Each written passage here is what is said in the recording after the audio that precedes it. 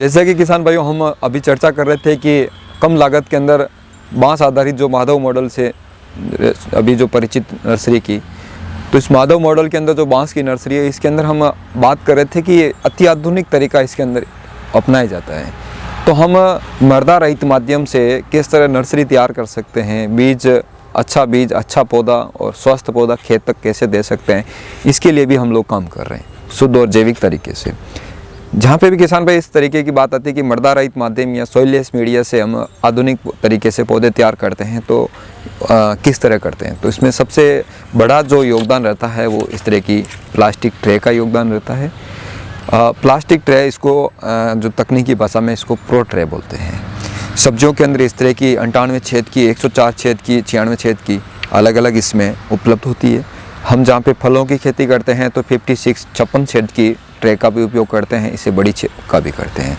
जहाँ पे हम फूलों की नर्सरी तैयार करते हैं तो प्लास्टिक की थैलियों के अंदर में भी हम ये काम करते हैं। और बड़े पौधे तैयार करते हैं तो हम गमलों के अंदर में भी पौधे तैयार कर सकते हैं।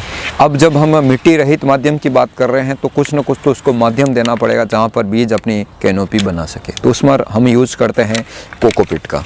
तो ये कोकोपीट, जिसको हम नारियल का बुरादा बोलते हैं, वो हम इसके अंदर पूरे में भरते हैं। उसके साथ दो नए माध्यम होते हैं जिसको वर्मिकुलाइट और परलाइट बोलते हैं। हालांकि हम कभी कभी रॉक वूल का प्रयोग भी करते हैं, लेकिन आसानी से उपलब्ध नहीं होने की वजह से वर्मिकुलाइट और परलाइट तक हम सीमित हैं।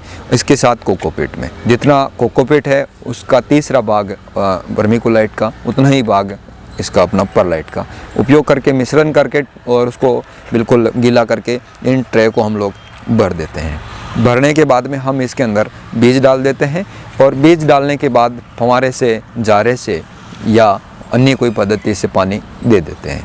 ये 20 से 22 दिन के अंदर अच्छा पौधा तैयार हो जाता है।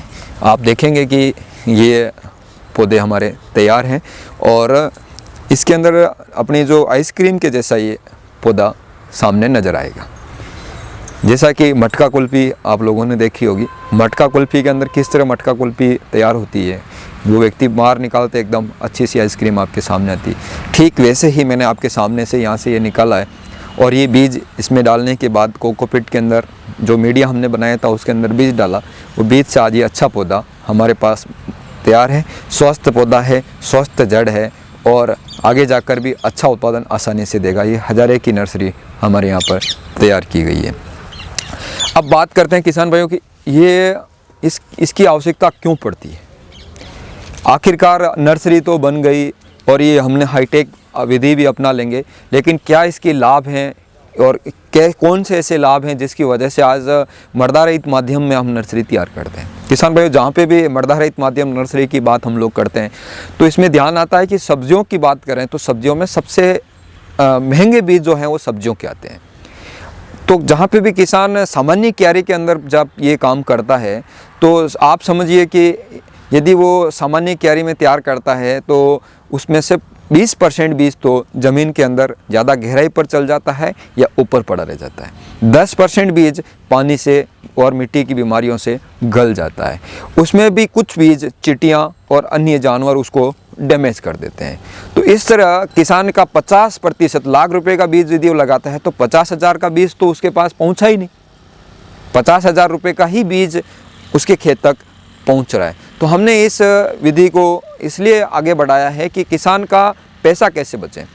लाख रुपए का ही बीज लेके आ रहा है लेकिन 50,000 का पहुंच रहा है। दूसरी समस्या ये है कि किसान भाई जब पौधे तैयार करते हैं तो नर्सरी क्यारी के अंदर तैयार करते हैं तो उसमें समय ज़्यादा लगता है। तो समय ज़्यादा लगेगा तो क्या होगा, 1-2 महीने के अंदर नर्सरी तैयार होगी। तो किसान को बहुत ज़्यादा मेहनत करनी पड़ी थी, बहुत ज़्यादा केयर करनी पड़ी थी। लेकिन आज हम बात कर रहे हैं मर्दा रहित माध्यम से बांस की इस नर्सरी के अंदर अत्याधुनिक तरीके से पौधे तैयार करने की। तो पहली बात यह है कि किसान का बीज 1% भी खराब नहीं होगा। जितनी उसकी अंकुरण क्षमता होगी पूरा बीज नर्सरी के अंदर, जैसे आपको 104 बॉक्स की ट्रे है तो 104 बीज उसमें डाले हैं और यदि उसकी 90%, 100% जर्मिनेशन या अंकुरण प्रतिशत है तो पूरा बीज अपन को मिलेगा। दूसरा, स्वस्थ पौधा मिलेगा। तीसरा, कम समय के अंदर पौधा अपन को मिल जाएगा तो अलग से केयर करने की आवश्यकता नहीं पड़ेगी, तो किसान का पैसा भी बचेगा।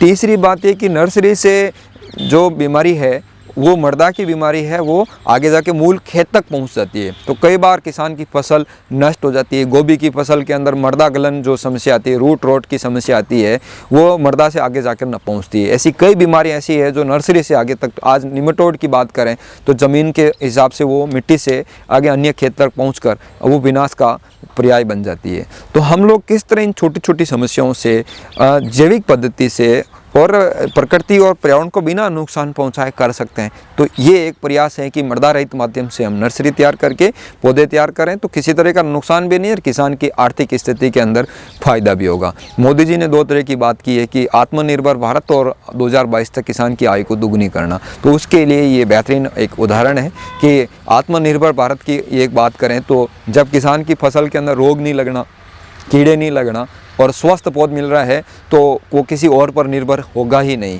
वो अपने खेत पर ही आसानी से सारा काम अपना सकता है। दूसरी, जहाँ पर हम जैविक खेती की बात कर रहे हैं तो शुरुआत से यदि हमारे सिस्टम के अंदर मजबूती होगी तो आगे जाके तकलीफ कम आएगी। यदि शुरुआत में हमारे यहाँ पे मृदा जनित बीमारी का प्रकोप पौधे तक नहीं पहुँचा है और पौधे से आगे खेत तक नहीं पहुँचा है तो जैविक पद्धति से काम करने में थोड़ी सी हमें आसानी होती है। वैसे ही सुदृढ़ पौधा होगा तो कीट और रोग का प्रभाव हमारे को कम देखने को मिलेगा। तीसरी बात यह है कि किसान का पैसा भी बच रहा है।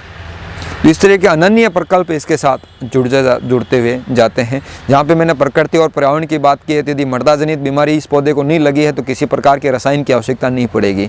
रसायन की आवश्यकता नहीं पड़ेगी तो इस नर्सरी के काम से भी केमिकल का प्रयोग कम करके हम प्रकृति और पर्यावरण के लिए काम कर सकते हैं। इस छोटे छोटे प्रयास से कुछ अच्छे उदाहरण हम खड़े कर सकते हैं। ऐसी हमारा प्रयास है। और किसान की आय कैसे बढ़ाएं, स्वस्थ पौध, शुद्ध पौध और अच्छी पौध कम लागत के अंदर कैसे मिले, इसके लिए हमारा ये प्रयास इस नर्सरी के अंदर चल रहा है।